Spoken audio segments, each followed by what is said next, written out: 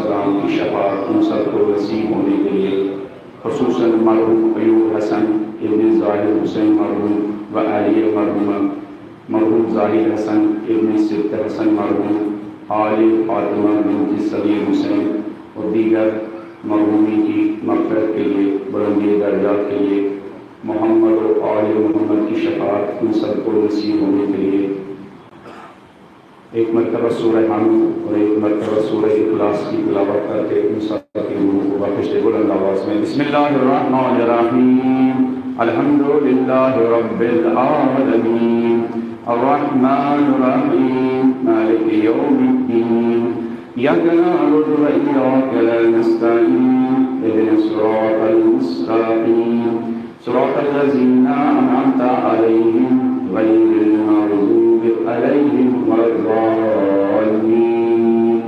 بسم اللہ الرحمن الرحیم، قل هو اللہ احد اللہ الصمد لم یلد ولم یولد ولم یکن له کفوا احد۔ اپنی صحت سلامتی کے لیے وہ خوش قسمت لوگ جن کے سروں پر ماں باپ کا سایہ ابھی باقی ہے، وہ سایہ ان سب کے سروں پر تا دیر باقی رہنے کے لیے، دین کے تمام خدمت گزاروں کی صحت سلامتی تندرستی کے لیے، خصوصاً فرزندان زہرا اور امام زمانہ کے جانشین آیت اللہ عظمیٰ سیستانی، آیت اللہ عظمیٰ خامنئی اور دیگر دین کے سچے اور مخلص خدمت گزاروں کی صحت سلامتی تندرستی طول عمر کے لیے، جن دشمنوں جن یزیدیوں کے مقابلے میں وہ برسر پیکار ہے، ان یزیدیوں کے مقابلے میں ان کو کامیابی نصیب ہونے کے لیے بلند آواز میں صلوات پڑھ دیجیے۔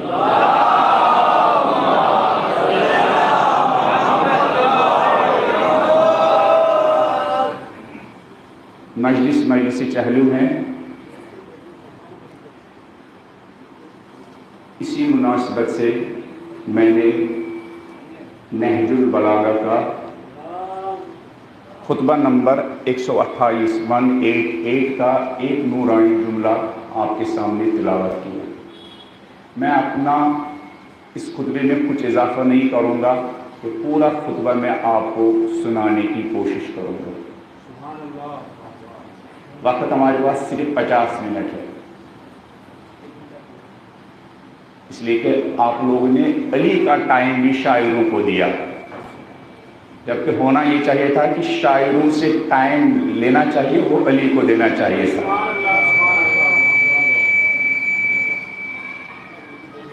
قوم کی بڑی پرابلم یہ ہے کہ وہ علی کی مجلس میں بھی علی کو نہیں سنتے ہیں، اور حسین کی مجلس میں بھی حسین کو نہیں سنتے ہیں۔ یعنی جو خود حسین نے ڈائریکٹ بات کی نا، 2 مہینے آپ نے مجلس برپا کی، مجھے آپ بتا سکتے ہیں کہ کتنی مجلسوں کا موضوع گفتگو مولا حسین کے خطبے ہو رہے ہوں گے؟ 2 مہینے سے آپ عزاداری کر رہے ہیں، مدینے سے لے کر تا روز عاشورہ مولا حسین کا کلام کتنی مجلسوں میں موضوع گفتگو بنا؟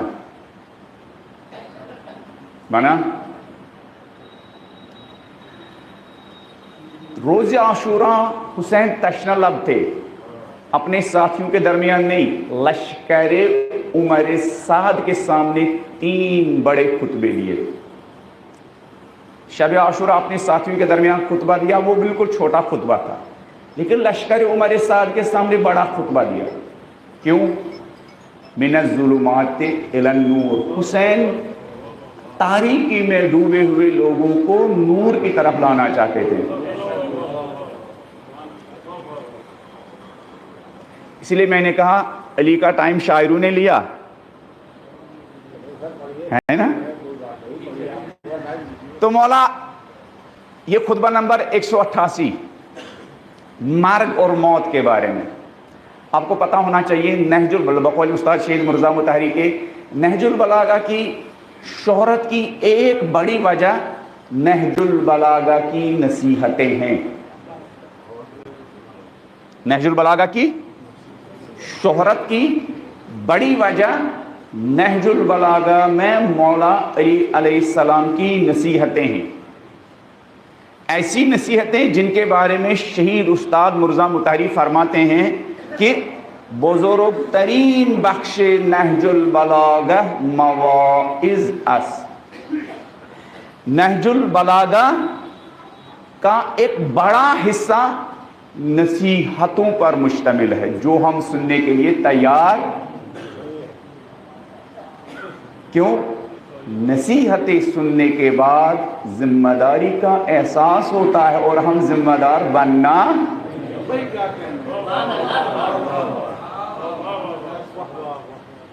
نصیحتوں کے بعد موت ہر لمحہ آنکھوں کے سامنے رہتی ہے اور ہم موت کو یاد رکھنا نہیں چاہتے ہیں. کیوں؟ موت یاد رہے گی تو ہمیں معصیت کرنے، نافرمانی نہیں کرنے دے گا. اور علی جگہ جگہ لوگوں کو موت اور مرگ یاد دلاتے تھے. جنگ سے لوٹتے تھے تو قبرستان پر بیٹھ جاتے تھے، قبروں میں سونے والے لوگوں کے ساتھ بات کرتے تھے. اے مٹی کے گھروں میں سونے والوں، اے اندھیرے گھروں میں سونے والوں، اے خاک کا فرش، کیا خاک کے فرش پر بیٹھنے والوں، اما دور فقط سکنت، اما الازواج فقط زوجت، اما الاموال فقط قسمت. اے قبر میں رہنے والوں، جس گھر کو تم نے بڑی آرزوں کے ساتھ، بڑی تمناؤں کے ساتھ بنایا تھا، اب دوسرے لوگ اس میں آرام کر رہے ہیں. تمہاری بیویاں جو تم سے کہہ رہی تھی تمہارے بعد کیسے جئیں گے، انہوں نے دوسری شادیاں کر لی. تمہارا جو مال تھا اتنی لڑائیاں ہو گئی، کورٹ کچہری جانا پڑا، تب وہ مال کیا تقسیم ہو گیا. ہاذا خبر ما عندنا فما خبر ما عندکم، یہ تمہاری اس دنیا کی خبر ہے جہاں تم نے 60-70 سال زندگی بسر کی تھی. ذرا جس دنیا میں تم چلے گئے وہاں کی بھی کوئی خبر سنا دو. پھر مولا فرماتے ہیں اما واللہ، قسم بخدا کی، لو اذن فی الکلام، اگر ان تمہارے آبا و اجداد کو، ماں کو، باپ کو، دوست کو، ساتھیوں کو، پڑوسیوں کو قوت گویائی کی اجازت ملتی، لاخبروکم، یہ تمہیں ایک ہی بات بتاتے، الا ان خیر الزاد التقوی، ارے اس دنیا میں واہ واہ کا کوئی فائدہ نہیں ملا. اگر اس دنیا میں، اس قبر میں کوئی چیز کام آنے والی ہے وہ تقوی اور پرہیزگاری.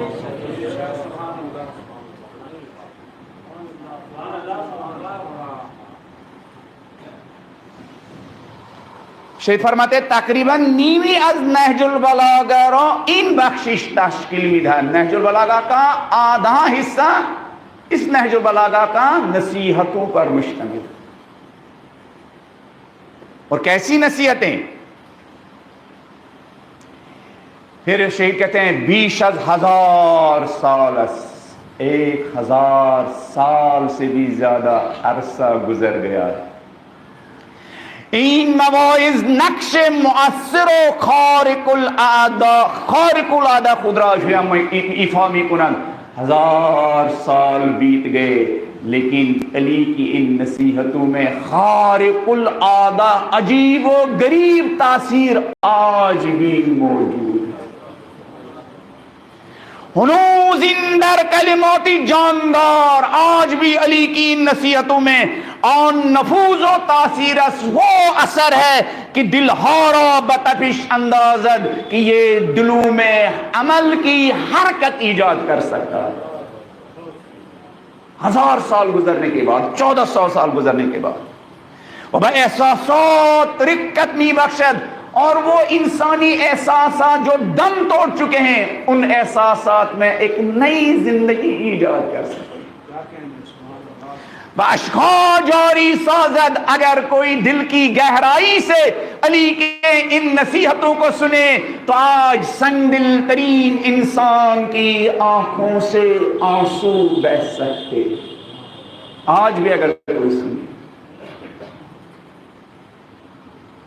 آج بھی اگر کوئی سنے، تابوی از انسانیت باقی باشد، این کلمات اثر و خواہد بخشید. جب تک انسانیت کی تھوڑی سی رمق باقی ہے علی کے کلام اسی طرح اپنا اثر دکھاتے رہیں گے، ڈالتے رہیں گے.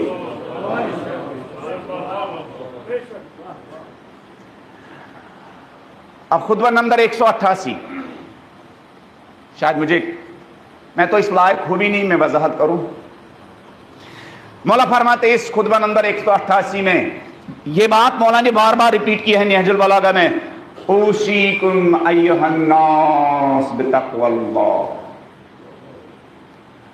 لوگوں میں امام المتقین ہوں، پرہیزگاروں کا امام ہوں، ان کا امام ہوں تو میری سب سے پہلی اور سب سے امپورٹنٹ نصیحت و وصیت کیا ہے؟ بتقوی اللہ، خدا کے تقوی اور خوف۔